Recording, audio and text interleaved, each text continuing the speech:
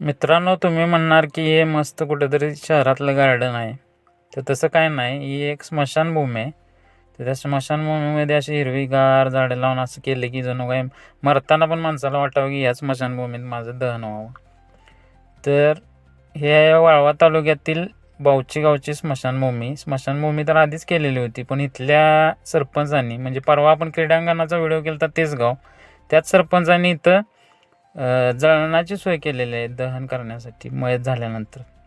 कारण कसं असतंय, ज्यावेळी दहन होतं तयारी चालू होत्या त्यावेळेला ते जळण कधी रात्र्याप्रती मिळतं नाही मिळतं, किंवा जी भावकीतली लोक किंवा मित्रमंडळी पाहुणे असतात ती जुने हेवे दावे असतात मयत झालेल्या लोकांचे, की बाबा त्यानं मला असं केलं तर मी येणार नाही, तुम्ही आणा, तू चल की, ये चल की, पिंट्या चल की, कोणी येत नाहीत, असं टाळटाळ बरीच होते.